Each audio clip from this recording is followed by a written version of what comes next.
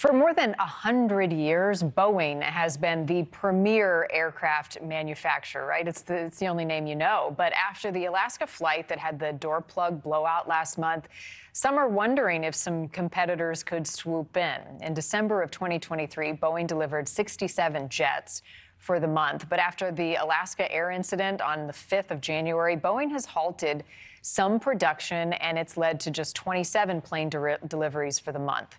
Comparison, Airbus, Boeing's rival, delivered 30 aircraft in the same time period. Joining us now, Captain Laura Einsetler, a commercial airline pilot. Thanks for being with us. How does Boeing rebuild trust with the flying public through this? I think Boeing just needs to continue to focus on building their superior product that they have, not let competition or stock price affect the way that they're doing things, and just really focus on those key elements that we have to continue to keep moving forward with these situations that are happening. You know, Boeing's been around for over 100 years, so as there's blips, they recover. The FAA says it's going to have boots on the ground at Boeing factories for some of these inspections moving forward. Do you have any reservations about Boeing aircraft and safety? None whatsoever. Boeing always learns from any mistakes that might happen. And just there's 90,000 passenger flights that go out around the world successfully every day worldwide. And so just focusing on the safety aspects and not having any distractions of any kind, bringing a lot of the factory production more back in-house, I think is also part of the key.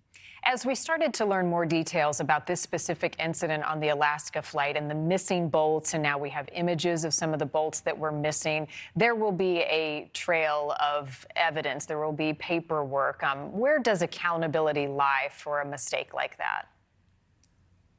I think as aviation industry being one of the safest in the world, it's something that obviously we have checks and balances for. That's why we have so many extreme levels of highly successful, very safe flights all the time. So this is just a learning experience to, you know, everybody's accountable within the aviation industry. So everybody has to take a look at where the mistakes were made and how we can prevent them from happening again in the future. Mistakes do happen. So in terms of the inspection process, what more would pilots like yourself and other aviation experts like to see to add to the checks and balances already in place?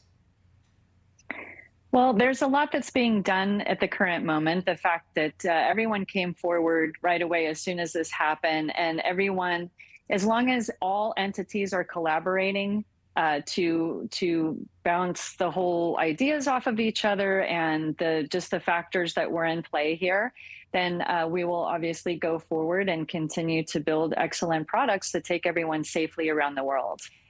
Are inspection issues a staffing problem? Is it a resource money issue that the FAA needs to address? Where do you see some of the discrepancy? I would say all of those things, definitely.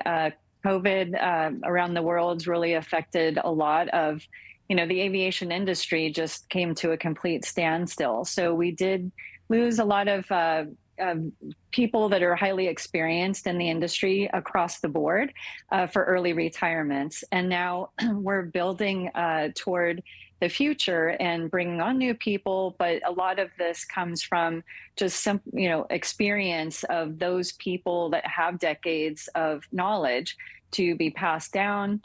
There's also, of course, the FAA and the airlines themselves and the manufacturers collaborating together.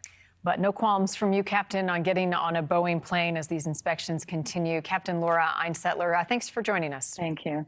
Thank you, Marni.